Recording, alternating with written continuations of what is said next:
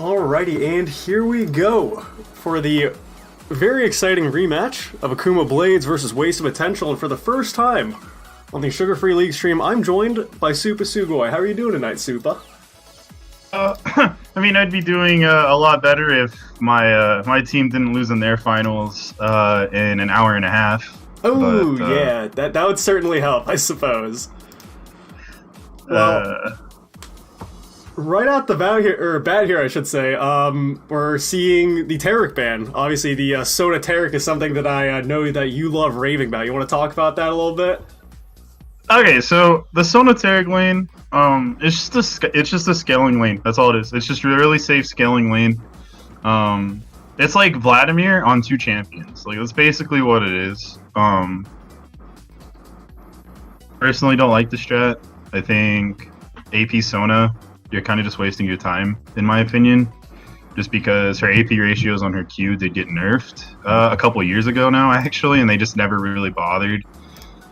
Speaking of Vladimir, joining the ban table there.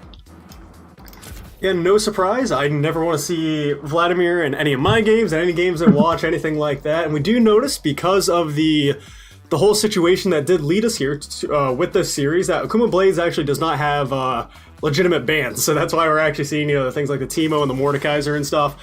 So kind of some throwaway bans there, just as the punishment for the whole drama that, led from the disconnection from Kiots and just the inability of Akuma Blades to actually play the full 5v5. So we're seeing that, and otherwise Waste of Potential are able to use their ban. So, as we saw the Taric ban, and like you said, the Vladimir ban, as well as the Zac ban away from audio, so they're not wanting to have that, really good frontline engage with that long-range slingshot.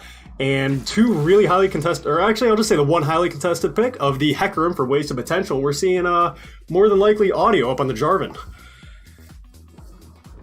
Yeah, that's probably more than likely going to be the case. I don't think I've ever seen Nick play Jarvan. There's also a little bit of flex on the side of the Waste of Potential. There we go. That's the other team. I completely forgot for a minute. My apologies. Probably not something you want to do ever. Hey, it happens. It happens. But either way, we're seeing the Akali actually picked up for Akuma Blades. There's something that is definitely something scary to see. It's a little bit hard to deal with. A lot of the nerfs and the removal of the actual true stealth away from Akali does make it a little bit easier to deal with. And Jarosa, one of the few things, even though I don't know a lot of the champion pools about a lot of these players, I've seen Jarosa on Braum, and it's pretty disgusting. Sometimes it's pretty not disgusting. It's pretty no? Okay, well, thankfully for him, the times that I've seen him, it's been pretty reliable. So they're going to have that against the Lulu. As we see Rutledge Beast here as we go for the last pick of the first pick phase. And it's going to be Rutledge on that Ahri. So picking that up, and we'll see what the last ban phase decides to be taken off here. We're going to see that there's no bot lane pick for Waste of Potential right now in terms of the AD carries, and nor for Akuma. So we're probably going to see a lot of AD carry bans here. Lucian, no surprise, being taken away. And honestly, we still have a lot of the really good AD carry picks still up, and I'd really be excited to see, when it's Pigeon and Kiots who can actually really roll with some sort of powerhouse pick if they're able to pick it up. Camille actually taken away from 9line Klein as well. Yeah, and it's really interesting to see a top lane ban here because the Hecarim could be flexed to the top lane still. That's not necessarily the jungle pick. Mm-hmm. So it's just a little interesting to see top lane bans, to me anyways. Absolutely, and with that other AD carry ban we see that Vayne, the Guinso's Rage Blade that we've seen so popular in just about every region, just an absolute, just terrifying champion once it hits that 2-item point. So very hard to deal with, and very similarly, I think Sivir actually goes in that category where, she's just going to nonstop farm for the next 30 minutes, get those 3-4 items, and then really just be a speed-up button for your team and be able to wipe the fight with Ricochet. So taking that away just because it's such a nice, safe pick for either team to pick up, and it looks like they're going to respond with the Kai'Sa. So we got Kai'Sa Lulu so far for the Waste Potential bot lane. We'll see what Akuma Blades find to be a good response with that Braum pickup. And, with Lucian taken away as well, that's probably one of the most popular things we're going to see paired with a Braum. So there's still a few options open. I am a little bit surprised to actually see a Tristana hover, but we'll see if that's locked in. It will give them a good amount of that, hyperscale hyper carry Tristana, giving that jump reset, can actually wipe through a fight if positioned correctly. And the last pick for Akuma Blades, though, again, we do see more than likely going to be Fluke on Akali. I'm actually not too sure between Fluke and Nick who the Akali player is here, but I guess we'll see momentarily. But besides the Lulu Poly... actually, I was going to say there isn't a lot of crowd control on the side of Wasted Potential, but I think even just having Polymorph and RA Charm could really negate a lot of that scary threat from some of those champions that are going to be jumping in and looking to get kills onto Wasted Potential. And the last one picked up for Akuma Blades is actually Silas. Yeah, and a side note on the CC on the side of Wasted Potential, you do still have Hecarim ult, and if Akali tries to dive onto you, you can just Hecarim ult, and she just kind of doesn't do Akali things anymore.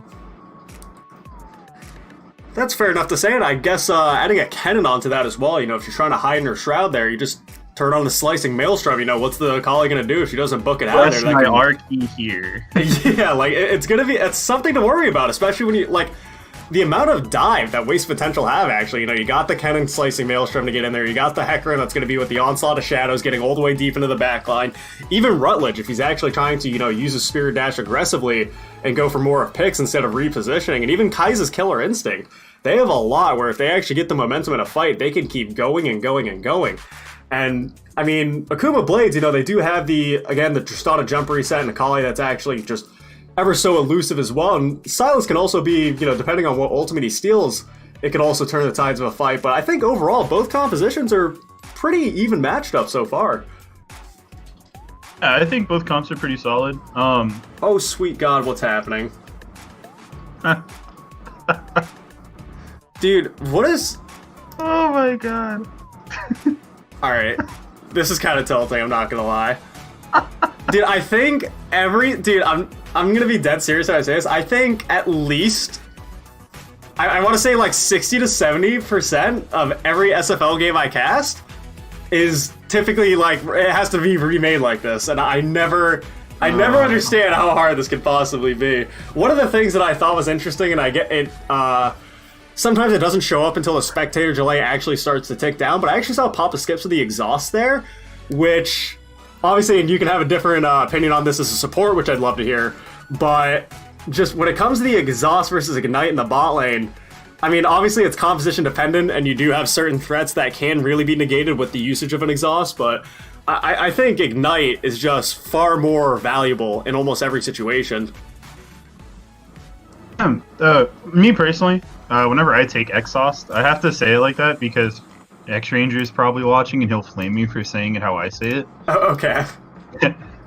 Hey, yeah, we had a 30-minute conversation about that one time, but because sometimes in the lane, protect your AD carry more, and especially like in the late game team fights, being able to use it on like Tristana, being able to use it on Silas, it's where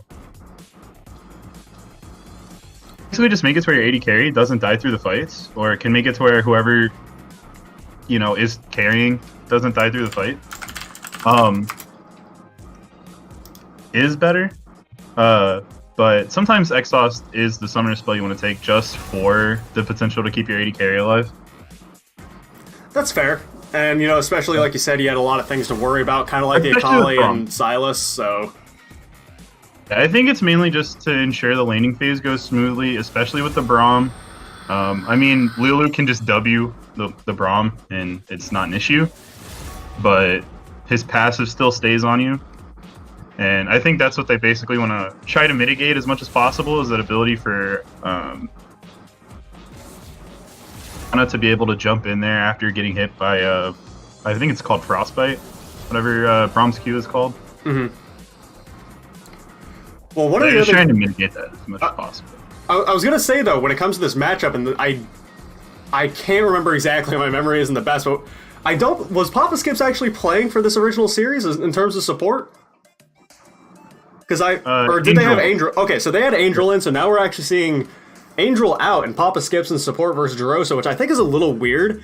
As far as I know, Jerosa is just, you know, has been mostly a support player throughout the time we've seen him in the Sugar Free League, but we've seen Papa Skips kind of switch around, you know, obviously a lot of people watch him play top lane, and then swapping to more of the main staffing or coaching role. So to see him in support, it'll be kind of interesting, and maybe when it comes to this waste of potential lineup, I'm not sure who's doing the shot calling or who's making the executive decisions of what to do, in terms of the game and the macro decision making, where do we go, when do we fight, stuff like that.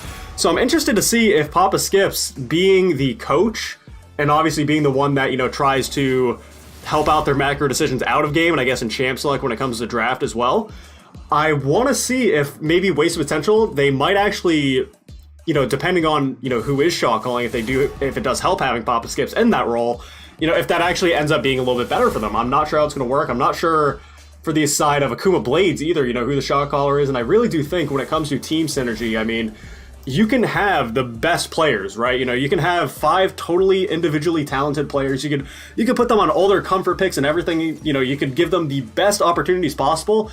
But if you don't have the decision making, the macro knowledge, and sometimes it's hesitation, like you can kind of know that this is the right play, but I'm not sure if this is what we're supposed to do, guys. Maybe a different play is better or something like that. If you guys know throughout every stage of the game what exactly you're gonna do, what fights you're gonna go for, stuff it absolutely changes the game, without a doubt. And I think that's what makes the difference between games ending at around 18 to 20 minutes that we see in some of these games, between the ones that, even with teams having such massive leads at times, the ones that extend to 30, 40 minutes where they really just should not at all. Are you flaming Origin? Maybe. Okay. See, I was suspicious when you started saying, 5 really talented players but bad macro. And then once you threw the 18-minute win in there, I was like, okay. Yeah. So, I mean, yeah, so not even just in the sugar-free league, but even in professional leagues, we do see things like that all the time. And it's just, it's hard to see when, bad habits form again and again. We're seeing the same mistakes again and again. But while we get into the spectator delay of this next 3 minutes, we're going to take a quick little intermission, give our voices a rest before getting in to this technically best-of-3 series, even though it's supposed to be best-of-5, but whatever. So we'll be back in just a few minutes while we let the spectator delay tick down.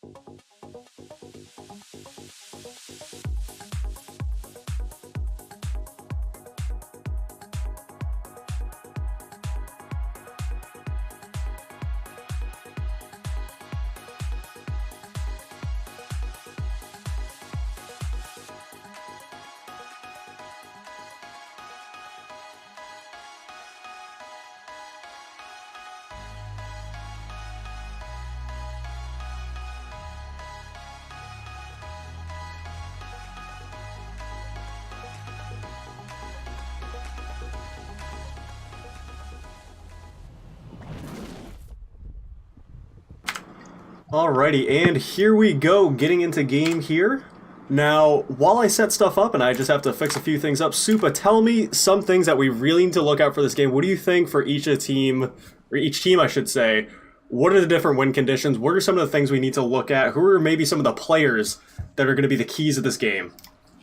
So, me personally, I think it's going to come down to Pigeon versus Kyotes. And it's also going to come down to how well Excluke can execute on the Sakali. Supporting cast on both teams to get what they need to do to get done. Instead of Akuma, we have Akali who can jump into the back line. We have Silas who can just be a menace depending on what ability goes. You have J4 who can either just spot pop somebody if he goes full damage, or if he goes a little bit more tanky route, can just crowd control people off, pill for Tristana type deal.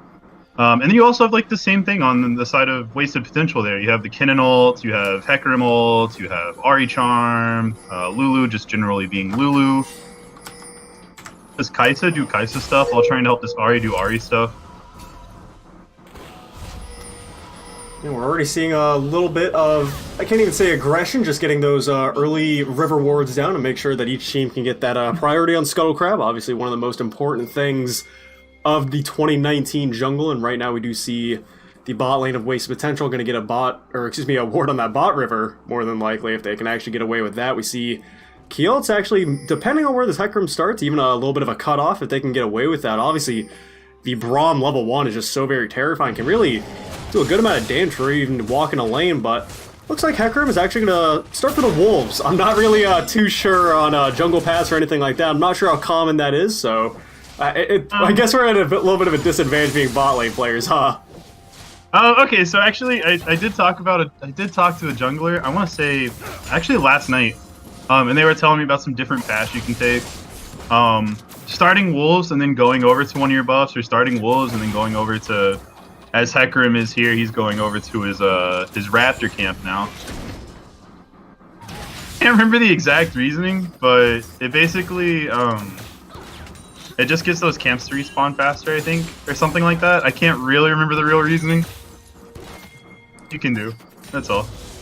Yeah, that's fair enough. Remember why. I don't play jungle. Yeah, no, we're kind of at a disadvantage, me being the AD carry, you being the... Like, I'm sure if we could sit here and talk about the Tristana Braum matchup versus Lulu Kaisa all day and actually talk about, like, to that extreme detail, but I certainly don't know enough about jungle, but we do see Acid is actually just about clearing his entire top side while we see audio right now on his red buff, and I really want to see where this early jungle pressure is applied. Like you said, it's really going to depend on... I want to see what Nick actually goes for this Silas build. We've seen so many different varieties of different things you can go, and it's a little bit difficult when you're playing a melee matchup, obviously, into a Kleptomancy Kennen. It's going to be a little bit difficult, but we're seeing old lanes right now are actually doing a good job to keep up in CS, and I think since this is a rematch, pressures are high, and both teams want to really prove to be the real winners of an actual 5v5 series this time around. Yeah, and it's actually Hecarim just back, so probably by... actually doesn't have Predator, never mind. He has Conqueror, which, in my opinion, is the inferior rune choice.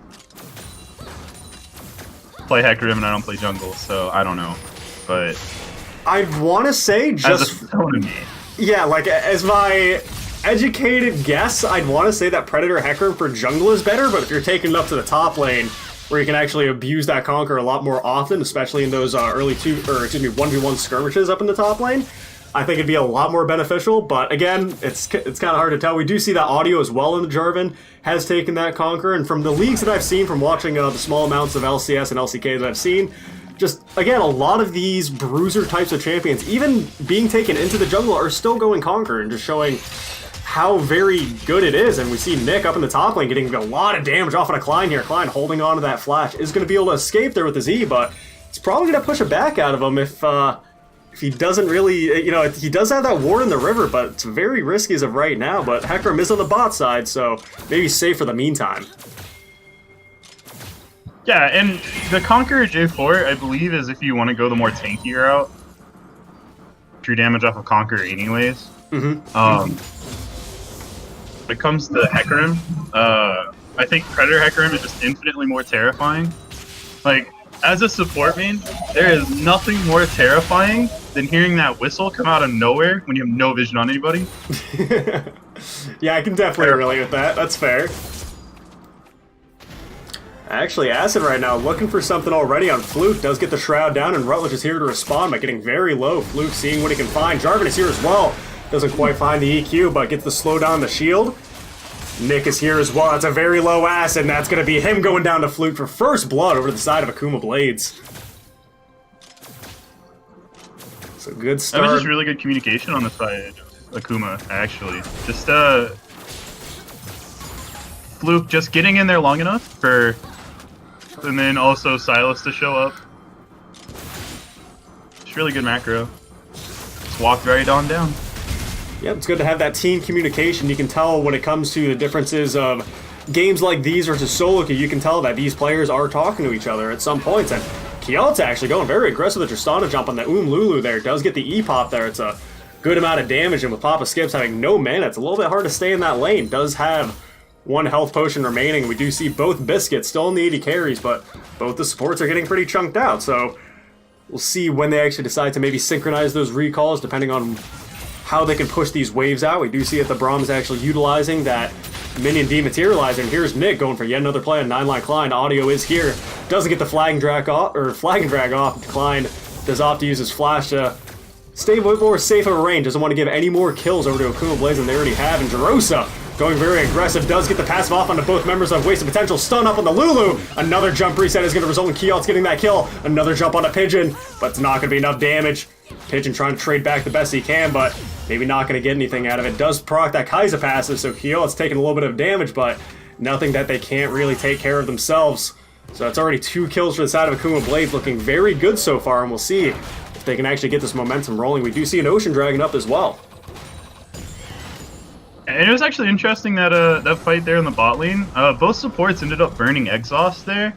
Lulu used it obviously to try to save herself, but Braum used it a little bit more offensively to slow down the Lulu to ensure that they got the kill. And that's something I completely forgot to mention earlier when you had asked about Ignite versus exhaust.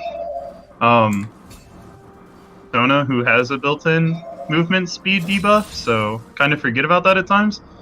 But it's also to help ensure kills. I mean, Ignite does the same thing, but when you're playing against Lulu, I'm just gonna pop my E, and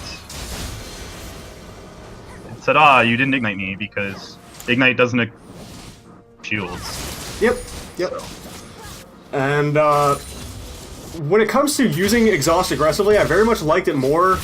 Oh god, I can't even remember how long ago. It's so many seasons since Exhaust, when it had, was it 2 years ago when Exhaust had originally reduced the resistances of whoever he threw it on. So when it comes to using it aggressively, I think it was just so very good for that, especially down in the bot lane. And right now we're seeing Nick and Klein going back and forth again, and Rutledge, Beast, and Fluke right now are still going at it. And actually, Nick doing a very good job, does get the Slicing Maelstrom off, but Klein has a Slicing Maelstrom of his own. And again, both of these top players are going so very aggressive onto each other. It's only 8 minutes in, they're just constantly fighting, and Nick does pick up the kill on the Klein, so that is going to be the cannon falling. Nick trying to find what damage he can off an Acid, but it's not going to be enough, and Hecarim picking up his first kill of the game, the first kill for Wasted Potential. So, it's actually one of the most interesting things about Silas to me, stealing Kinnon's ult, because a lot of people, they don't know that Kinnon's stun doesn't come off of his ult, it comes off of his passive. Oh jeez, Papa Skips, even though they had vision on Kyots, and Jerosa there just walks right into the Tristana jump, gets absolutely blown to smithereens by that combination, so that's going to be his second death of the game, and already a 2-0 Tristana has her BF sword. Oh god, that's looking scary, and they're able to actually walk up and see if they can even get turret platings for more gold, and so far Akuma Blade's bot lane are probably feeling very good about themselves.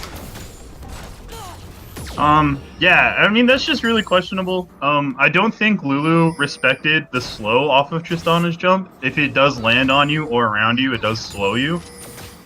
I'm guilty of that sometimes. Like, I don't respect that at all. Like, I think they thought they had a play because Hecarim was in the area, but they just didn't respect how quick Lulu was going to get blown up by the Tristana with Braum passive, so... And we do see, though, up in the top side, Audio sitting in this bush for a good amount of time. Klein does not have vision on him. So if they do decide to go, you know, a little bit aggressive back and forth that we've seen Klein and Nick have done for the majority of this game, then that could be a certain death. Audio is just committing so much time to this play, but Klein might be sniffing it out a little bit. Maybe he hasn't seen Jarvan on the map for a little bit. You know, he doesn't really know what's going on, just trying to see if he last hit these minions, not pushing it at all. But here comes the Flag and Drag as well as the Cataclysm comes out, and Nick goes right into the Slicing Maelstrom, taking out that turn. That's going to be a kill for Klein. And Akuma Blades making a little bit of a mistake there. Audio gets the Flag and Drag away, but here comes Kennedy. So very low, 1 auto and a Q, or rather a Q and a W, I should say, is going to result in Klein getting his second kill of the game. Not only did they commit almost an entire minute to that play, but it resulted in Klein 1v2ing. Oh yeah, and that's really weird. I guess maybe Akuma forgot there was a turret there. Yeah. Definitely, it's happened to all of us. Like, kind of stepped into turret range when they probably shouldn't have it every time. Out of all the things to lock into a Cataclysm, Kennon's not one of them.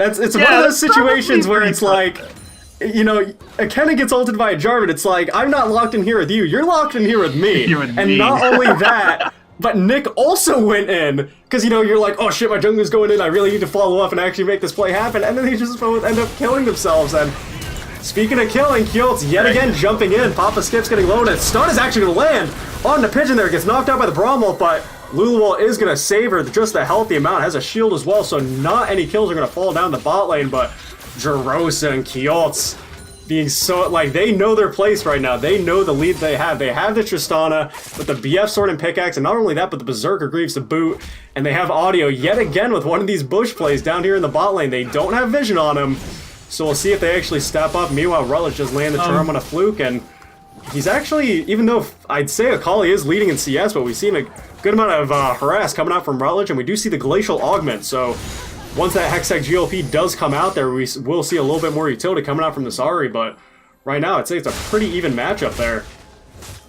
So they actually did see Audio down there in the J4. The second push in the bot lane is actually warded. Okay. You walk right over it, yeah. We're actually seeing a team fight happen. Teleport is coming in from the top side. Cataclysm does come out from Audio. Another teleport does come from the side of Akuma Blades. Dragon is at about 1600. Slicing Maelstrom comes out from Klein. So two of the members of Audio does fall. Fluke getting very low himself, and Silas going in there with that onslaught of shadows. Fluke is very low, and Papa Skips does manage to fall. Nick goes over the wall, and Pigeon getting very low. Does have the Stonebond on the Klein. Picks up the kill on the Akali. Keels does jump in. He's trying to get away from that Hecarim, but here comes the Pony. One auto is going to be all it takes.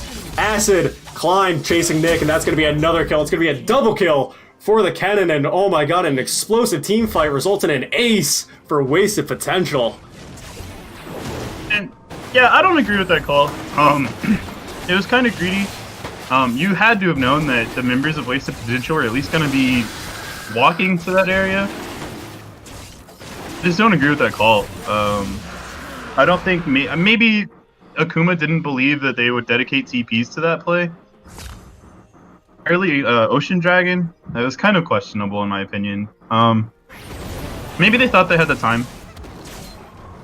But not, and they handed over an ace for it. Yeah, no, it was nice to see, though, even, like, both teams nearly simultaneously both said, let's go. We need to do this right now. We saw the teleports coming in from both sides. We saw, and again, that was all for an Ocean Dragon.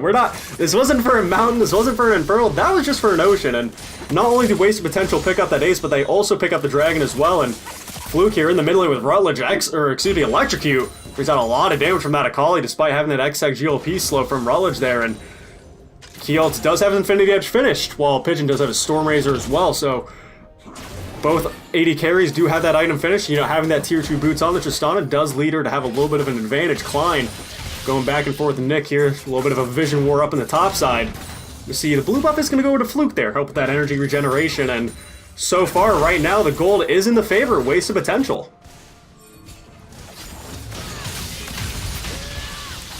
Oh, here goes Klein yet again going aggressive. Level 11 Kennen to level 9 Silas here. Despite the CS just being about a wave in favor of Klein here, a good amount of experience does make a huge, huge difference. So, very well done for Klein there, making sure he did pick up that advantage. And I want to say that I'm sniffing out a fight up in the top side now that Jarvan and Hecarim are there, but I want to watch what's happening 2v2 as well, or down in the bot lane, because I really think that it's probably going to be a play happening, but Acid does manage to pick up that Scuttle Crab and walking towards the top side, wants to protect his cannon a little bit.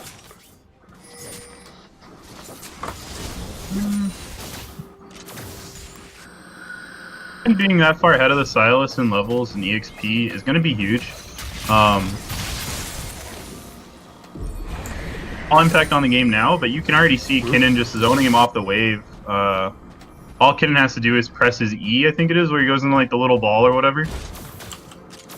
Yeah, that's kind of neat. Yep. Well, Silas has to respect that immediately. Like, he can't fight the Kinnan right now.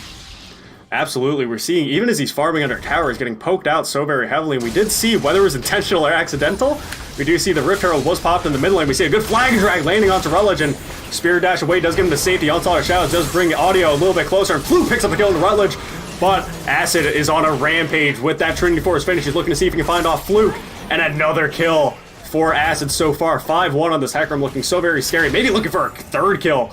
Maybe not quite, though, just looking to see if he can sit around with his buddy, I can't even remember. What the hell does... What do the Aussies call Rift Herald again? Shelly, that's right. Yeah, Shelly. Yeah. I thought you were going to go with the wrong name with Herald. This come to me, by the way. I will not retract my statement on that. Hey, that's absolutely fair, but... Actually, Shelly. Already on the top side, we do see that Kennen was able to pick up the first Tower Blood, so an additional gold lead for the side of Waste Potential is picked up there. Nearly 29,000, just to about 26,000 on the side of Akuma Blades. But what they do need to keep in mind, this Tristana is still 3-1 right now. The Kai'Sa, maybe not far behind, but it's still something that you have to worry about. Having that Infinity Edge finish and starts working towards those Zeal items, if Keolis is actually able to position correctly, he can absolutely wipe these fights. But Rutledge doing a good job to... You know, they had a little bit of a 2v2 there in the mid lane, and Acid right now is looking so very scary in this Hecarim. Does have the Coalfields Warhammer going towards that Warrior enchantment, so he's going to be just an absolutely terrifying powerhouse of damage coming out from this jungle, and we're actually seeing Klein on the bot side right now, and he's not spotted out by any of the wards of Akuma Blades. Keolis and Jerosa need to be very, very careful here. Jerosa does find him, though, with the ward. So 3 members down to the bot side, but there's no one to respond on that top side besides that Hecarim, so Nick is going to be walking up to that outer turret, and Jarvan is on the top side as well, so we'll see if maybe a little bit of 2v1 can be turned, depending on who decides to actually get things going, and Audio does notice Acid is here, so making sure they communicate that with Nick, and here's Klein, see if he can make something out with a Fluke, does proto about forward, and a lot of damage goes off onto that Akali, and here's the 2v1 up in the top side. Acid just doing a good job to defend that turret the best he can, while Rutledge makes his way up to the mid lane.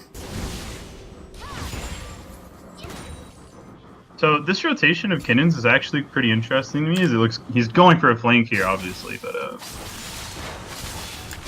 just decides to not. Chor is gonna spot him. But it was actually interesting to me that central bot lane back. Like, that's okay. Rotate back up to the top side, and you had Hecarim in the top side. Uh-oh, speaking of... But there's a dragon up. There is a dragon up, and we see 2 teleports coming out. Yet again, we saw what happened last time. Charm does not land from Rutledge. Nylon Klein is here, though. Slice and Maelstrom does manage to stun up Jerosa. Spirit Dash does come out, and a Q isn't going to be able to finish him off. The Ignite is ticking down on him. Lots of members from both sides are here, and the Infernal Dragon is up, though. With Jerosa being so low, he has to go back to base, and Nick is still on the top side.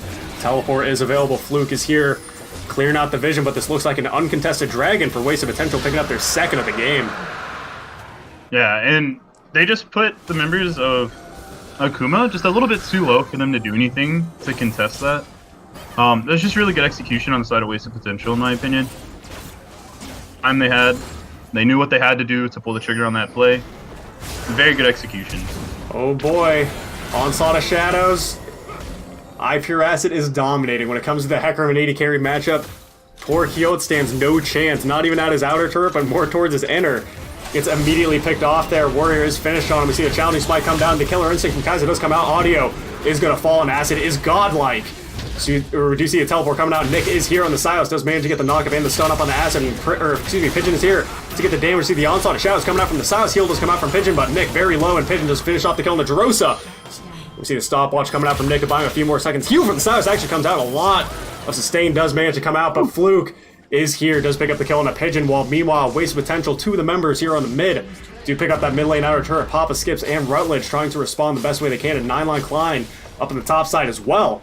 So even though things are happening on the bot side, they are doing a good job to make sure they respond on all sides of the map. Yeah, that was just really solid. The only thing I didn't like there was that the Lulu was mid. I feel that if maybe she wasn't, they probably could have saved Kaisa.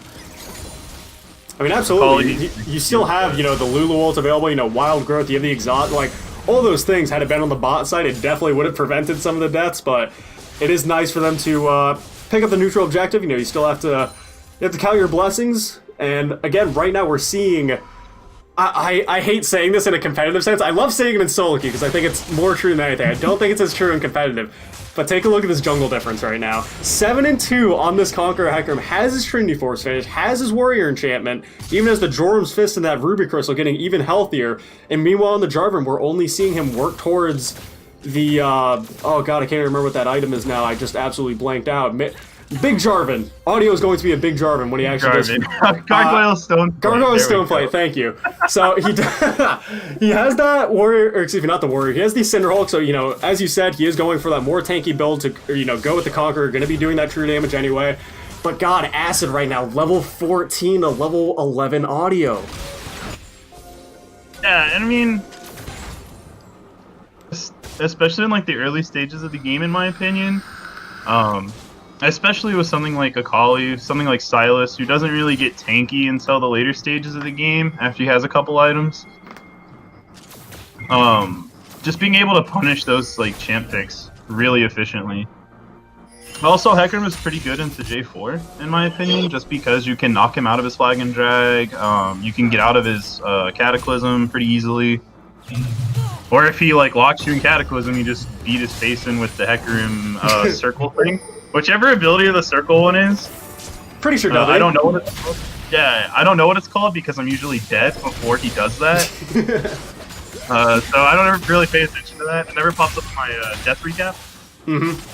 I mean, death recap hasn't worked for, you know, 8 years anyway, so I don't think you're going to find it from there, but we do see so much control from the side of Waste Potential right now. About a 4k gold lead, 3 towers to 1, and having those 2 dragons does help a lot as well, and Acid, you know, trying to respond to Fluke here, who is up on the top side in the Akali right now, and the only thing saving here is the saving grace of that Shroud to be able to stay away from this Hecarim, even though she has the general, you know, safety and being in the vicinity of her tower. It's really not going to matter with how much damage this Hecarim is going to do, and again, a lot of it comes to that level lead. The only person that is actually able to remain equal to the Hecarim right now is Fluke on the Akali. Everyone else is lower, and we're seeing overall the experience for Waste Potential, level 14 Cannon, level 14 Hecarim, level 14 Ari, level 12 Kaisa, all of them just have such a good experience. Like, the only one that is down is the Lulu right now being level 10 to the level 11 Braum. And that's because Lulu took a few rotations where she just didn't get the experience out of it. And that's not bad necessarily, but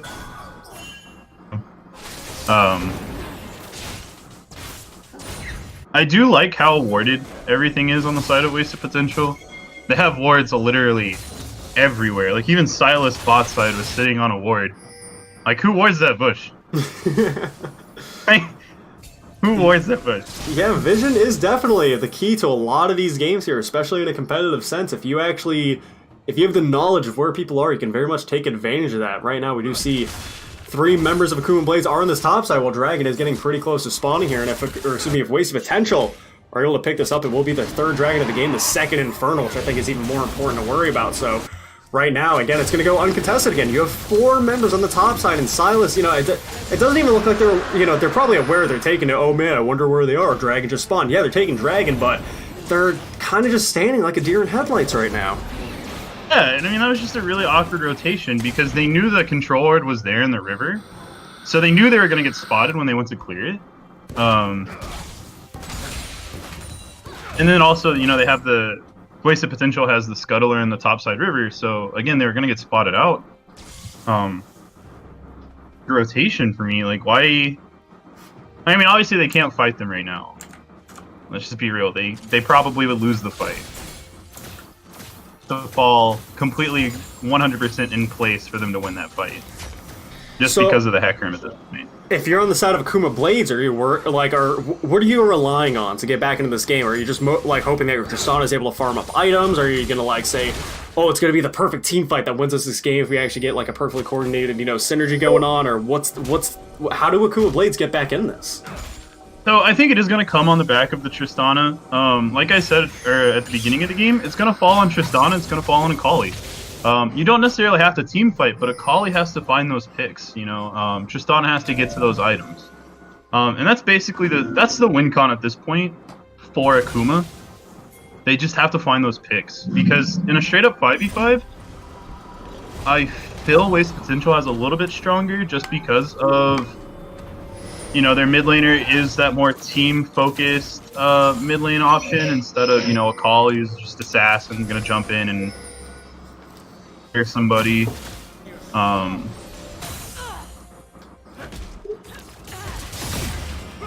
As Waste Potential just kind of invades this jungle as they are free too, as, the only take in this game is in the bot side, which isn't going to help when Baron is spawned. We see Acid actually trying to go aggressive. The Cataclysm does come down. Nick is here. But that Onslaught of Shadows is going to result in Audio being feared away. Teleport does come out from Waste Potential as well. Nick having to limp away. Slicing Maelstrom is popped there. And the Onslaught of Shadows from the Silas does get popped. And Glacial Augment already is going to be very effective with that Hextech GLP. Slow does come out. And that results in Jerosa falling while two members of Akuma Blades are no longer able to respond to the 5 of Waste Potential. Baron is up as well. Nick and Fluke are on the side here. But again, when you only have 3 squishy members, you have 3 carries right now on the side of Akuma Blaze are able to respond to this Baron, but can you even do that? Fluke is here, though, does have the Shroud. Rutledge doing a good job to try to keep him at bay here, while the rest of the members of Waste Potential are on this. With no Mountain Dragon, though, it's taking them a little bit of a while to burn this down. Klein does manage to get the W off onto him. Grievous Wounds is proc there as well, does get the Silas to steal that ult, but Waste Potential do pick up that Baron. Slicing Maelstrom comes out from Nick. Gets Papa Skips, but at what cost? Keyleth does manage to flash away, but Klein is his next opponent he has to face, and Klein is actually unstoppable. While Acid picks up the kill on the Fluke, and that is going to be another 3 kills for the side of Waste Potential. They get the Baron, they get their, 3 dragons, and now they're going to be knocking on the doorsteps of Akuma Blades right now. So this is honestly looking like a pretty deciding victory. We're not going to see the Hextech GLP land on the Jerosa, but we do see Acid chasing away. Onslaught of Shadows does a good job to fear 2 of the members of Akuma Blades, and Pigeon is on a killing spree, does pick up that kill, and trying to see if he can find Audio here, but not going to be able to take down that tanky Jarvan. Gargoyle's Stoneplay is finished, but that's going to be the top lane and have taken for Waste of Potential, and it looks like they're going to be able to look for that mid lane or inner turret as well. They can pick that up. And yeah, they should just be able to at this point. The members of Akuma are still dead. Should just be a free turret in the mid lane. I think that Akuma probably should have just backed off of that completely, just given over the Baron, realized that, hey, it's the 3v5. We're pretty squishy. Hecarim can kind of just murder us, and I don't even think he needed to at that point. The rest of the team just kind of turned and melted everybody there. If I was Akuma there, I would have just left. Yeah. You just kind of have to realize when you can't do anything for an objective. Like, I think they realized it when the second Infernal Dragon was up. They were like, we probably can't fight them anyway. Let's just give it over. But they didn't get anything out of that. I would have liked to have seen them at least turn that into something like the top turret. But happens, I guess. When teams are going for Baron, and you have 3 members to the members of 5 that are actually on the Baron, if you back off and they just take Baron, then Waste of Potential just reset. They take their Baron, then they're going to go to whatever side they actually decide to push that Baron with, though. But when you don't lose your intent. Yeah, when you go Suicide, and you not only are giving them 3 kills, so that estimate about 900 gold, you're giving them that top lane inhib, so now they constantly have super minions flooding into this top side. We see that Nick is actually trying to respond to those super minions up in the top side, and that gives them free room to go bot lane. We see this next dragon, this 4th dragon of the game, is spawning, and look, they're not going to be able to even take it. You have these super minions to worry about. It doesn't matter if your top laner has teleport. They pick up this 4th dragon. It's going to be a mountain, which helps their siege even further as they're working towards these turrets. And right now, it doesn't even seem like a competitive game here. It looks like Akuma Blaze is just rolling over for the most part. Mountain Dragon is picked up by Hecarim there, while the rest of the members of Waste Potential are going to be walking to this bot side. Pigeon is also in the mid lane with that Baron buff. If they're able to pick him off, that'd be fantastic, but it doesn't look like it's going to happen. And right now, with just Baron buff, 2 cannon minions about to, knock on your doorstep, what are you going to do? I don't like that there's 2 members mid lane. I think it's an absolute waste, but it doesn't matter. They do pick up this bot lane inhib turret. We do see Fluke is on the side. Flash from Jerosa isn't quite going to be able to find that ult. Slicing Maelstrom from Kennen does come out, and Nick is here. Cataclysm does come out from Audio. Does manage to, like, stop or stun up Papa Skips. I can't even speak here. And that is going to be an effortless victory of that win, or excuse me, of that fight there for Wasted Potential. And that's going to be the fat lady singing. That looks like it's going to be all she wrote. I don't know why we're going for mid. Please, God, guys, just end the game. So that is going to be for... like a solo QE. Oh, God. For this first game of the night, even though the score was 1-1, that's going to result in a 2-1 score for a 2-1 lead for Wasted Potential after this first game of this rematch so far. And wow, what a very dominating victory. Yeah, I mean, it just comes down to basically they just got out-rotated the entire game. For Akuma, really their soul are just not there, and just members at any given time for Wasted Potential where they needed to be. Works. I mean, that's how to win League of Legends. Is rotation. That's how you win. Yeah, as we were talking about the macro play and the decision making of suddenly having your coach on a support, I guess it ends up working out a little bit. We did see not only were they able to pick up these kills and able to pick up a lead, but they were just wiping them in terms of macro play. They were able to pick up so many neutral objectives that, 4 dragons of, there's 4 dragons in the entire game. Picked up every single one. They were picking up turrets left and right. So it was just an absolutely just solid victory so far by Wasted Potential. And we'll see if they can actually keep that momentum rolling. So we'll get into intermission here. I'll probably have to set up the lobby and maybe switch sides here. So for those watching, don't go anywhere. We'll get back into the series of Akuma Blades versus Wasted Potential, the rematch.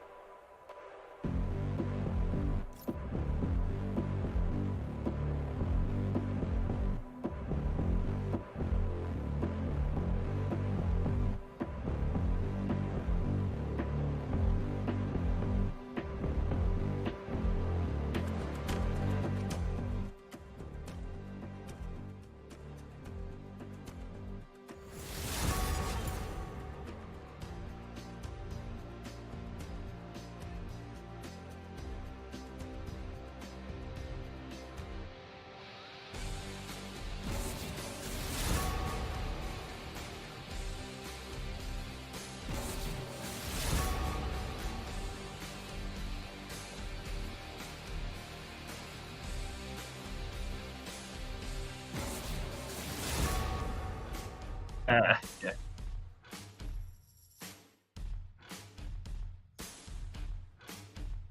Okay, so the one thing I definitely want to see first off is a Hecarim ban. I do think they get one ban in the first rotation. They definitely probably should just be Hecarim at this point. Last time they banned Morgana. I think that's a good starting point. And then they just really need to rotate. Like, they had communications pretty well. Like, they're communicating effectively, but they weren't going to where they needed to go. It's generally just what they need to do better this game. They just need to rotate better. They need to or be willing to trade an objective. And that doesn't necessarily mean take fights, but actually they can't just give everything away like they did last game. Well, instead of the Hecarim ban, they're still going to go for that Morgana, which I think is a better ban towards Angel than it is for Papa. I think that's more centered towards him, so they do take that Hecarim away, and oh boy, Acid is not messing around this game, because do see the Kha'Zix locked in for him. I still would have... Well, I mean, they first picked Hecarim, so that's why they didn't ban it, I suppose. Definitely good that they did take that option away from Acid. I've never seen Acid's Kha'Zix before. Oh, I have. I've felt Acid's Kha'Zix before. I've been on the receiving end of it, sadly. I've been on the receiving end of I will dominate Kha'Zix. So... Oh, that's easy, though. No, it is not. No. Okay, alright. Different opinions and I will dominate, then. Man, he was... Oh, okay, so, like, I will dominate when he's trolling? Yeah, easy, but, like, he wasn't trolling that game. He saw a Sona and was like... Probably had a good time with it, and speaking of things that Sonas are afraid of, we do see Angel's actually going to be on Thresh this time around. That's actually very exciting to see down in the bot lane, and I'm really hoping that this time around, obviously, you had a little bit of a... I want to say dissynergy with Pigeon and Papa Skips. I don't think they were as comfortable with each other as Pigeon and Angel will be, so really excited to see something really aggressive like the Thresh being picked up, and I'll like to see what they go for the AD carry. And we're seeing Nick is not going to be able to have Silas this time around. We do see it being picked up for the side of Waste Potential while we get into the second phase of bans. Yeah. I don't like the Braum pick here, personally. Storied throughout this entire season, I believe that Thresh counters Braum probably incorrectly, but in my personal experience, whenever I play Thresh into Braum, and I'm not good at Thresh, so... But I think Thresh just counters Braum, just because if you try to do Braum stuff, I'm just going to throw my hook out, and I'm just going to pill you away so you can't save your AD carry. Make the argument then that, well, the AD carry didn't die, so Braum is likely going to die in the place, which doesn't necessarily benefit you, as we have just about the same second bans. Actually, the exact same second bans. This is actually as far as I remember, these are the exact same bans we saw from the previous game. So I think that's very interesting, knowing that both teams are, and again, it's one of the things I love about SFL. You can, like, obviously solo queue, you're banning power picks, you're banning things that are popular in the meta, but certain players, you can take away certain picks from them that you know that they're much more comfortable on than anything else. And speaking of comfort, we do see Pigeon just opting for that Kai'Sa yet again, so we're going to see Kai'Sa Thresh this time around, as opposed to the Kai'Sa Lulu, and we'll see what they decide to match up with the Braum again. I liked watching the Tristana early on, but I didn't like... It really had no impact for the entire rest of the game, so we're seeing Keyleth hover that Ezreal right now, which may go along a little bit better with Fluke being on the Lux, so they'll have a little bit of a synergy with a little bit of a poke comp. They do go towards the sieging route, and if that's the what they decide to do there, obviously Ezreal being able to build that Iceborne Gauntlet is going to keep him a little bit safer from the Kha'Zix, but it definitely doesn't negate all the damage coming out from him so much, especially if you're being isolated, depending on how much armor penetration that the Kha'Zix already has. Obviously, we're going to see, things like the Duskblade, so Iceborne Gauntlet, even if you do have a more defensive Ezreal build, it's not going to save you from something, very scary like that Kha'Zix, and Nick is actually going to lock in that Renekton for the side of Akuma Blades up in that top lane, and I want to see what this last pick is, because I don't know if this is Rutledge on Silas or if it's Klein on Silas. I want to say it's going to be Klein on Silas, but waiting to see what, they're giving us, a little bit of blue balls. They're still waiting, what we're going to see for this last pick of wasted potential here. I do, and it's actually going to be Klein on Kennen again, so I think Klein played fantastically on Kennen. I think it was just such a very good pick for him to have. I think it was one of their main win conditions, besides Acid doing very well all game and stomping Akuma Blades on this Hecarim. I think, yet again, if Acid does get a lead on this Kha'Zix, I think we're going to see just about the same amount of impact as he had last game. And same thing with Klein. If he's actually able to bully this Renekton, and again, it's that range versus melee matchup. When you're dealing with this Kleptomancy Ken, you're having something like Renekton that's... You pick that when you bully like a melee top laner and you're wanting to go for early skirmishes. If you can't really do that, you're losing a lot of your pressure with that pick. Yeah, and just the ability for Kennen to zone melee champions off of CS like that. I would have personally rather have seen a Kennen ban instead of a Camille ban. Just to make Nick a little bit more comfortable in that top lane. But I am glad we get to see Silas versus Lux in the mid lane, just because of all of the interactions between those two champions. Mm-hmm. And all that. Yeah, I think this will be a very exciting game too. So yet again, while the spectator delay does go down, we'll play some music. I'm gonna intensely study these picks, and we'll see what this game 2 brings for us. So don't go anywhere. We'll be back in just a couple minutes.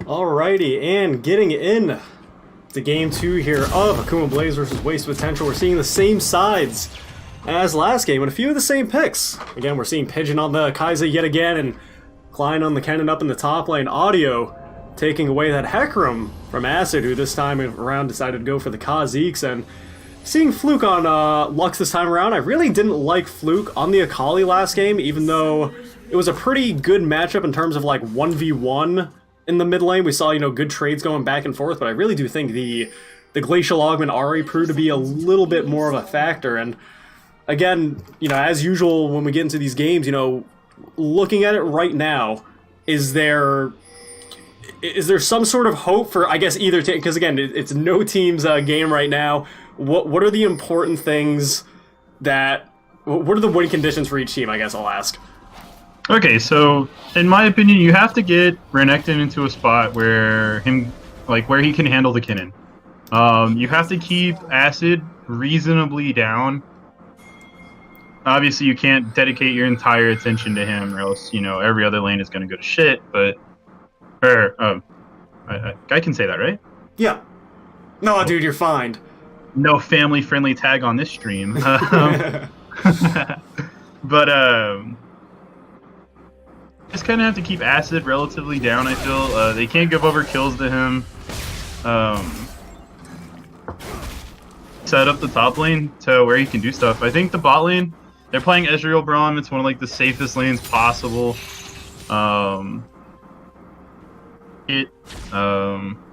Just because you kind of don't do anything, you just kind of bot lane and chill.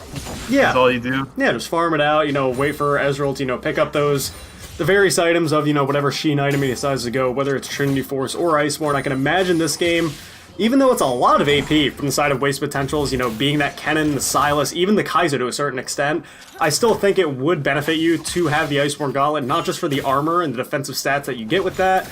Not only is it cheaper in Trinity Force, but just to help kite a lot of the opponents of Waste Potential that are going to be looking to dive onto you. Just a little bit of a slow goes a long way, and as you said, it's a little bit worrying with the Kennen Renekton matchup. Obviously it's never fun for any lane or any role if you're going range versus melee.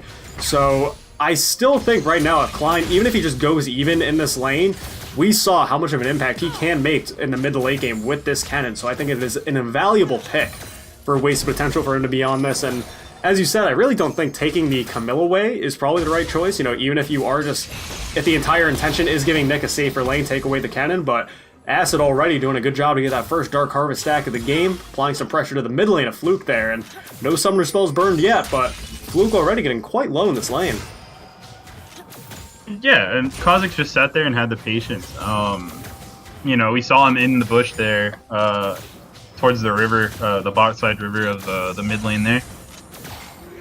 He was just waiting there for about 30 seconds, just waiting for Fluke to push just a little bit too far, just waiting for her to try to use that Q to stop the Sylas. And just very good communication on the side of Wasted Potential. Also a good job on Fluke for managing to get out of that without having to burn anything.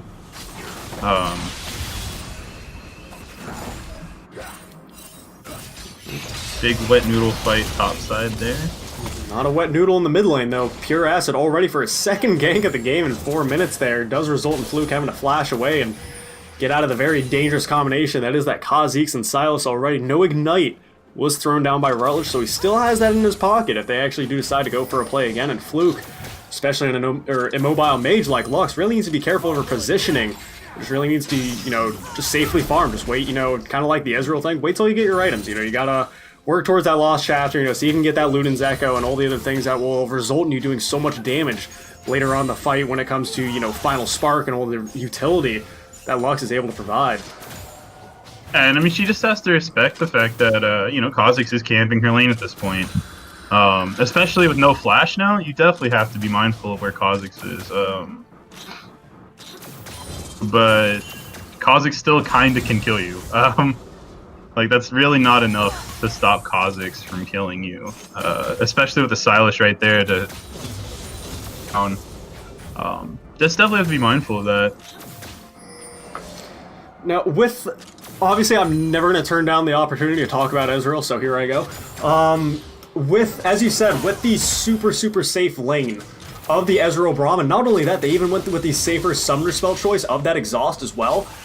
I know a lot of people, you know, especially in solo queue, I think a lot of people will go teleport on an AD carry for the wrong reasons, and I think there's any game to go teleport on an Ezreal right now, it's this game.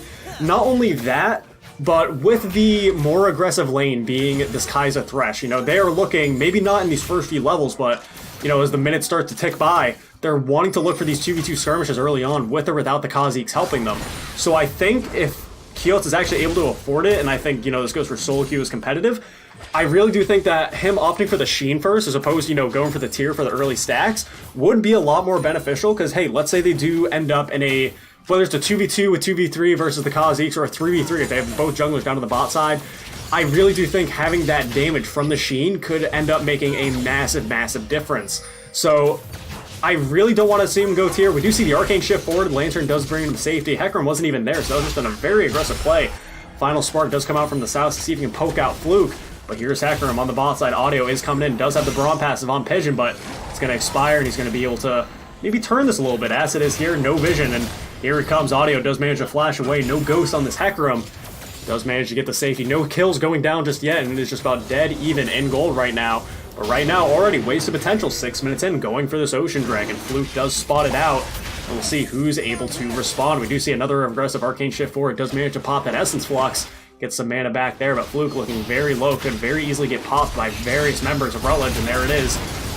Jump does come out from the Kha'Zix. Final Spark doesn't quite get finished by the Lux, and another Death Sentence is going to land by Angel. Flay does land on Audio. No flash available. Acid so very low. Klein is coming with the teleport slicing. Maelstrom does stun up two of the members of Akuma Blades, and that's going to be Jerosa falling. Akuma is one of the, or excuse me, Nick is one of the last ones standing of Akuma, and another Death Sentence out from Angel. And again, these dragons early on from Waste Potential are where they find these picks. I mean, this is literally the exact same thing we saw in the last game. Except kind of flip-flopped, actually. They forced the dragon this time instead of. But it's the same thing we saw last game. I feel like that had it, but you never really have it when TPing is Renekton and the enemy team's top laner is TPing is Kennen. Kennen's just better at team fights. It's that simple. Renekton did manage to clean up a kill at the, like, kind of at the back end of that, but he traded his own life for it. I mean, it's just those kind of plays. We saw Fluke, though, as well, on this Lux, sitting on a ward in the mid-river at about, what, 400 health on something as squishy as a Lux. You have no defensive yet. And with Rutledge having his flash available, was one of the easiest kills in the world for him to pick up. The Lux wasn't even able to finish off her ultimate. That Final Spark wasn't able to be popped. And not only that, but one of the things I love noting here, and this may come from the Lane Zero Inferno days of Angel and Prism working together, it was just so nice to see. Not only was the bot lane of Waste Potential good to respond very quickly to that dragon and see that there was a little bit of a skirmish going on, but we saw how many death sentences land there and how, like, not only that and how much it was actually able to set up some kills, but even just the small thing of after that fight, Acid bolted straight for that red buff and not only took it, but Angel is there, you know, noticed what he was doing and gets the lantern out to safety. And I love seeing support and jungle synergy like that. It's so very good to see. So not only were they able to pick up that fight, nobody was able to get the dragon.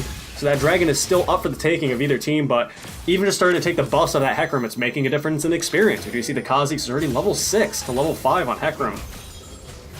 Yeah, and it's just those small things that do build up to a lead over time.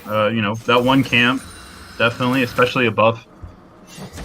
I would have personally liked to seen them take the Ocean Dragon, just because that's not really something that you want to have Ezreal have, especially Lux as well. I feel like they definitely could have dedicated the resources after that fight. The only person alive was Ezreal, which, sure, you can make the argument, well, what if he ults? Like, okay. Personally, I'd rather have seen them dedicate their resources after that fight to Ocean Dragon, just because all they got after that fight was a red buff. Which, that's not converting your kills to objectives. That's not winning you the game. I mean, it is, in the long run, that is going to help win the game, but objective is always better than always. Absolutely. And I do think that the kills that Wasted Potential were able to be picked up, it does make a difference. We do see that Pigeon was able to finish off or both AD carries, when they actually had back, they had a lot of gold. Ezreal had at least 1900, was able to finish off both the Tear of the Goddess and the Sheen. So we're seeing some damage and the stacks coming out, so he's going to be ever so slightly scaling as the game goes later and later, but already though, Pigeon does have that BF sword that he was able to finish off, does have that kill and assist that helped him get that gold to finish that off, as well as the long sword and the dagger and the magical footwear giving him those boots as well. So a very nice start for Kai'Sa. I think it's, it's a very comfortable spot to be in, but as well for the Ezreal. So it's a little bit even, or I can't even say even, it's definitely a lead in the side of Pigeon right now. And up in the top side, Slicing Maelstrom does bring Nick into a sticky situation. Acid is here. Does manage to get the Q and the W damage off and getting very low, but Jump does come out to respond to Nick's flash, and that's going to be Acid pick up his first kill of the game.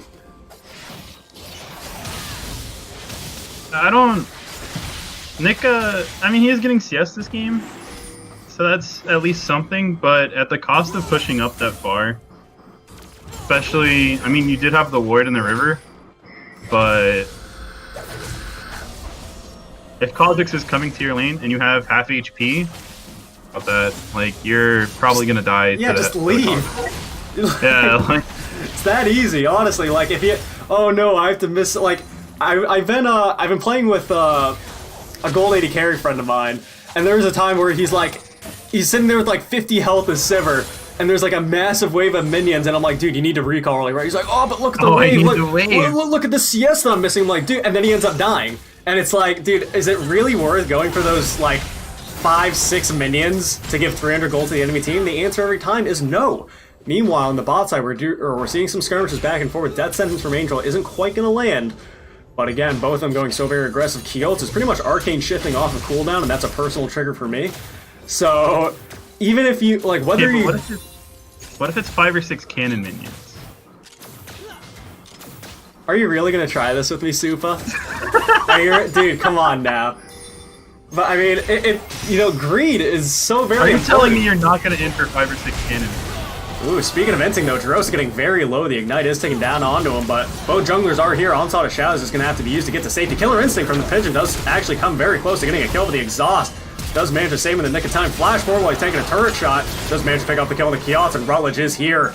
Managed to get a double kill on this Silas on the bot side. 8-1 right now, and good God, wasted potential. Oh man, it's not looking so wasted now because they are just dominating the series today.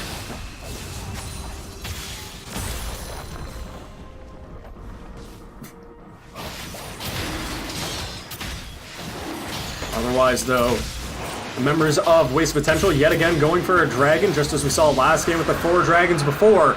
This is going uncontested, so it's not really an early Ocean Dragon. It's about 13 minutes in, but it's an Ocean Dragon nonetheless. As you said, you're taking it away from that Ezreal, you're taking it away from the Lux, things that, would very much benefit from having that resource regeneration, but does not matter because it's going over to Waste Potential this time, and Klein yet again bullying Nick so hard on this top side. About 15 CS up, and he's going to have to recall yet again. Does have the teleport available. Well, meanwhile, we already see again Acid applying so much jungle pressure so far on this Kha'Zix. Does have the Warrior Enchantment finish.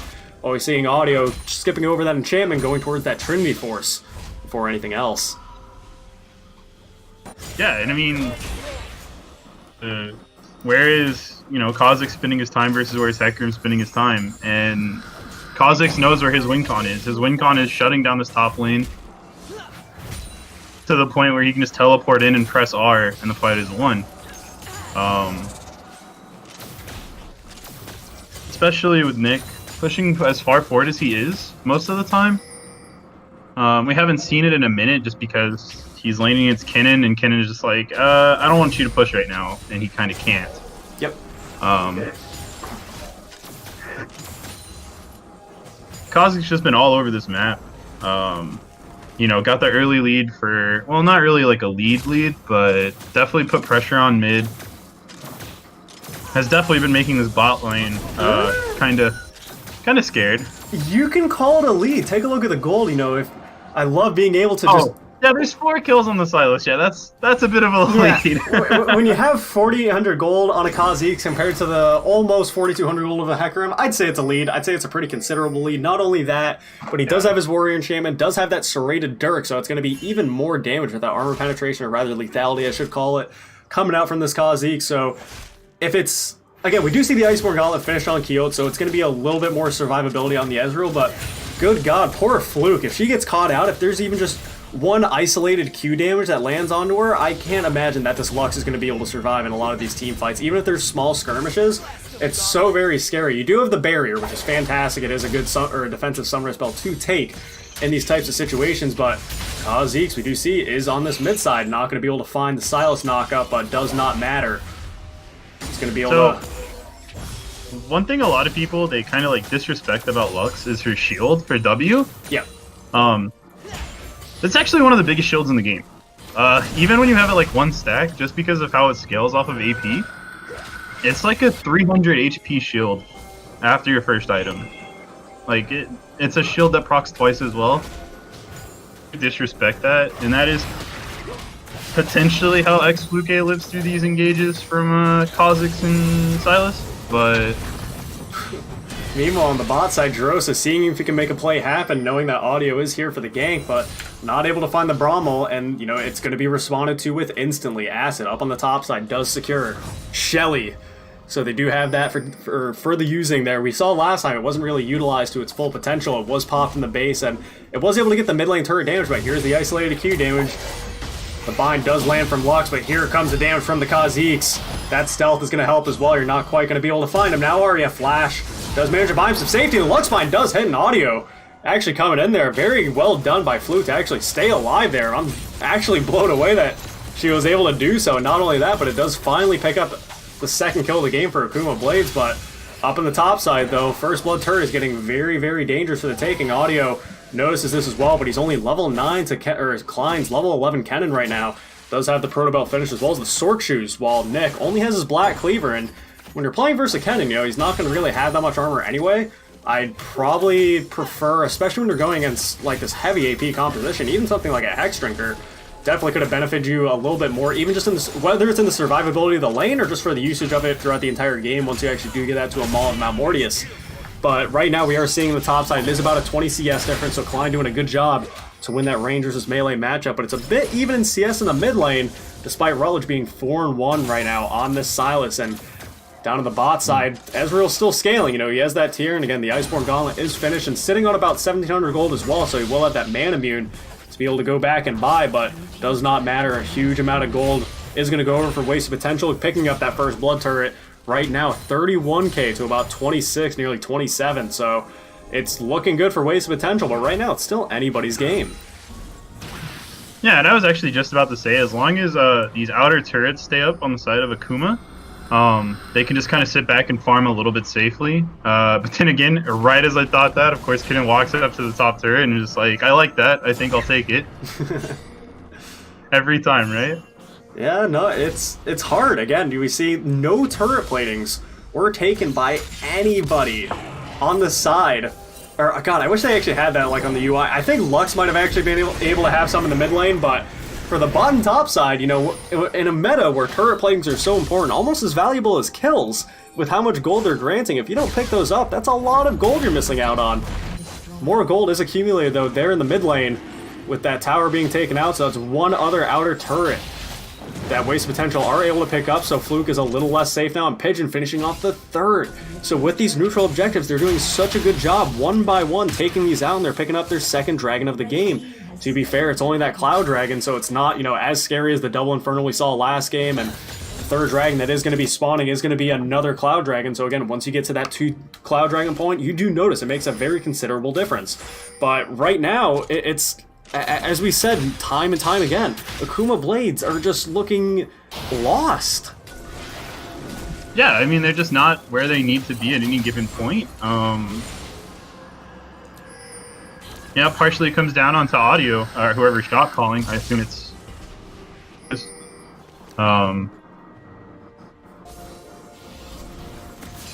like, he's not... I don't want to say, I don't really want to bash him, because I don't know what's going on. Yeah, of course. I mean, he's just not where he needs to be. He didn't have any impact in the early game, like, at all. Well, we saw that for both games as well. Like, we see him that he is trying to go for these ganks. So, like, he's not just like power farming and, you know, never going to a lane. We see him run up. Yeah. But each time, like, Kha'Zix is there, or one time, you know, he got hooked by Thresh as soon as he went to engage, which with that except for sidestep, but I would have liked to have seen, instead of going for this bot lane, which is really difficult because of Thresh being able to just kind of CC you out of your engage, I would have liked to have seen him adjust his attention probably more towards Sylas, probably towards more Kinnan, just to try to get those lanes to where, it's, not a 4-kill Sylas, or I feel like he just didn't prioritize his time very well. Yes, and that's showing up huge. I mean, especially in the current state of the meta, and as it has been for the past several years, it's all about the early game. You can't really... It's so hard nowadays to just be like, all right, we're going to concede, let's pick this scaling comp, we're going to play the game slow, wait for some good team fights, and, we'll do it that way. You can't do that anymore. You cannot do that in 2019 League of Legends. So, especially on a role like jungle that is impacting all sides of the map, it's, it very much benefits you, especially when you do have something like an Assassin Kha'Zix, something that has so much heavy damage, is actually able to make those plays happen, but it also relies so very heavily on your laners. Do they understand wave manipulation? Do they understand how to set up a gank properly? The 3 control ward bait actually works. Killer Instinct actually comes in there from Kaizen. Audio stunned up by Klein, but it's not going to be enough. He does manage to get the onslaught of shadows out of there, but 3 control wards is all it takes. I was just about to point that out. That was so sneaky by wasted potential. I can't believe that worked. I don't think it was intentional, to be fair. No, I think it was. I think that was actually some psychological warfare. I really do think that was a call. No, I don't think that was intentional, because they went to go clear a control ward and somebody stepped out of the bush and all 3 of them control warded immediately. I don't think that was intentional. Okay, no one pinged it. Okay, I think it was accident. But it worked. Let me give them the benefit of the doubt. How about this? The wards weren't intentional, but they decided, all right, let's make something out of this. We've already committed. There's no way they don't walk up to clear our triple control ward in this bush. We just spent 200 gold on vision to put it in one bush. Let's see if they... Because obviously you walk in, like, hell, if I'm an 80 carry, I'm like, ooh, a 3... I'd fall for it. Dude, I would have been stupid enough to fall for that shit. That's I would an have been entire like, cannon minion. Yeah, I'd been like, dude, oh, man, it's my birthday today. Look at these idiots. But, man, they did a good job to capitalize on it. Even, it may have been a mistake, but... They made it a victory, and right now... Because I've been the one that's like, ooh, 3 control wards. Yeah, exactly. And even though Audio was able to pick out one of them, we see Angel already in the side to respond, so they're still able to keep a control ward there. And oh god, that is just absolutely hilarious. Right now, though, 10-2 in the favor of Wasted Potential. They do have Baron buff as they walk up to the mid lane here. Klein is on the bot side, but Teleport is available. Dragon is coming up soon as well, but a final spark coming out from Lux there. My directed camera really doesn't do a good job of actually showing me who it's trying to hit there, but man, if only I was actually good at Creator Suite and I could actually make LCS type of camera angles, but not quite going to find anything with it, just clearing out those minions and try to prevent that siege from Wasted Potential while Klein is on the bot side, and Nick in a bit of a sticky situation. Acid does jump in, he does get the Slice and Dice, almost brings him to safety, but the Bravo coming out from the sides does buy him a little bit more time. The Ignite is taking on him, but the Lux Shield does a good job to save him, so there is still going to be 5 of the members of Akuma and Blaze to be able to respond to this. He did a good job of mentioning that skill before and how very impactful it is as it starts to scale with ability power, but Death Sentence lands on a key also, not going to be able to find anything with it. Rutledge in the middle of that Luxie does get brought to safety by Angel with that Lantern, but right now Akuma Blades are sweating. There's almost a 10k gold lead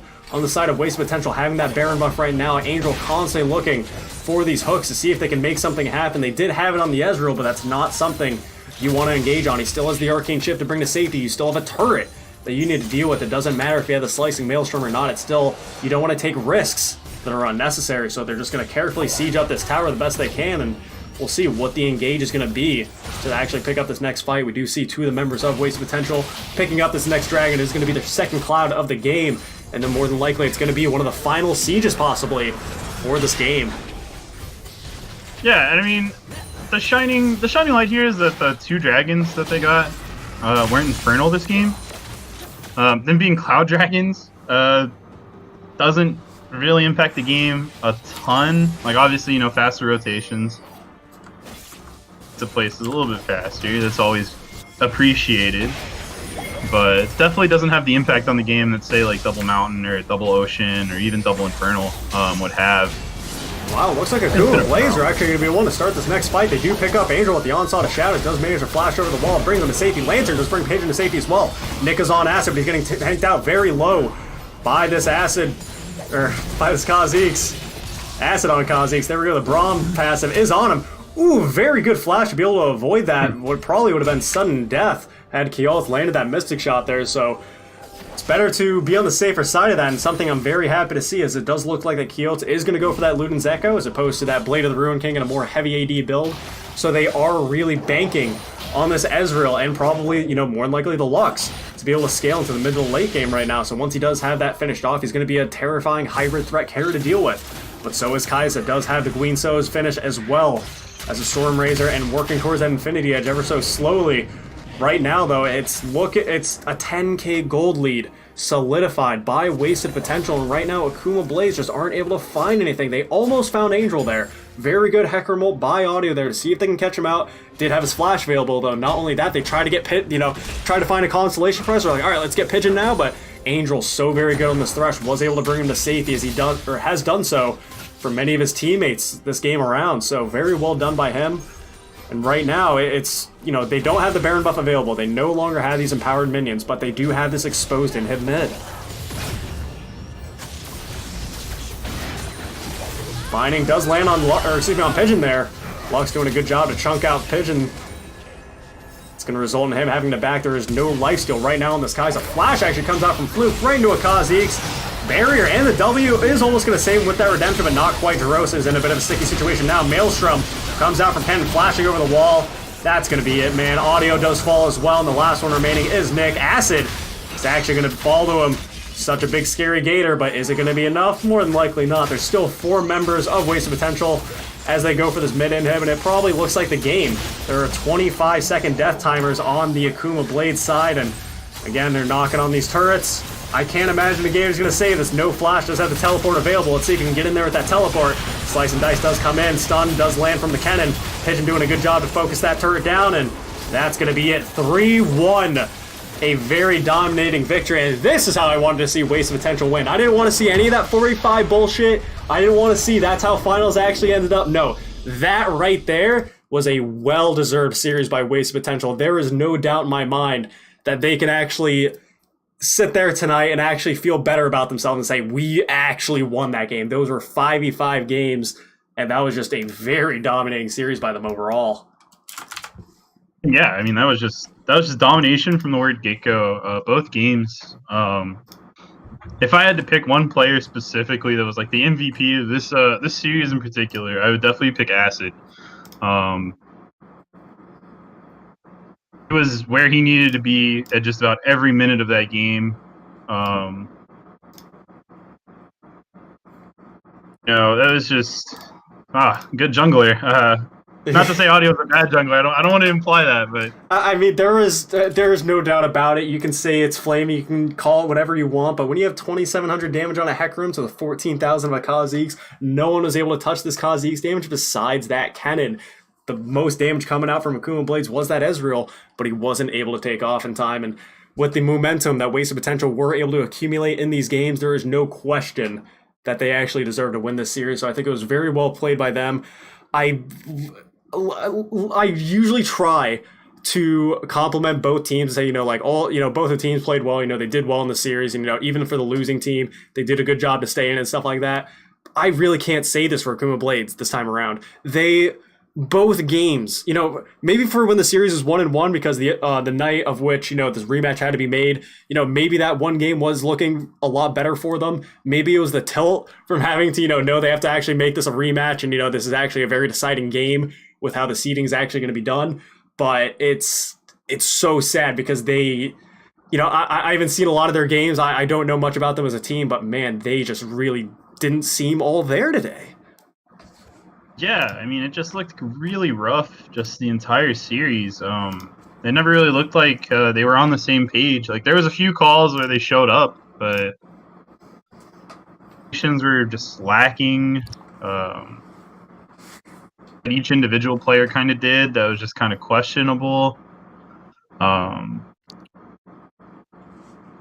always try to find the good in things, especially when you do lose a game, because there's very rarely a game where you had 0 shining moments where it was like not good. I think the shining moment for Akuma there was the fact that the calls they did make to go as 5, they did follow, even if they were bad calls. Like at both of the first dragons, each game were questionable calls, but they showed up and they committed to those calls. I think that in itself is good. Like, even if it's a bad call, as long as all 5 members show up to it, you could have turned that. Like, those fights could have went either way.